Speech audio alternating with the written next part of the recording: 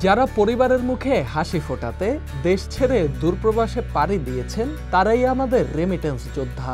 নিজেদের আরামায়েশ বাদ দিয়ে অক্লান্ত পরিশ্রম করে প্রতি মাসে তারা যে টাকা দেশে পাঠাচ্ছেন তা শুধু পরিবারের আর্থিক স্বাচ্ছন্দ্য নয়, দেশের অর্থনীতির মেরুদণ্ডকেও মজবুত রাখছে। বাংলাদেশের অর্থনীতি যখন কিছুটা অস্থিতিশীল, তখন প্রবাসীদের পাঠানো রেমিটেন্সই অর্থনীতিকে স্থিতিশীল করতে গুরুত্বপূর্ণ ভূমিকা রাখে। 2025 সালের জুলাই মাসে রেকর্ড $2.47 মিলিয়ন রেমিটেন্স এসেছে, যা আমাদের রিজার্ভকে শক্তিশালী করতে সাহায্য করেছে। কিন্তু প্রবাসীদের এই কষ্টার্জিত অর্থ দেশে পাঠাতে অনেক চ্যালেঞ্জের মুখোমুখি হতে হয়, কারণ সারা বিশ্বে প্রতি বছর বিলিয়ন বিলিয়ন ডলার নষ্ট হয় কেবল ক্রস বর্ডার পেমেন্ট ফি এর কারণে।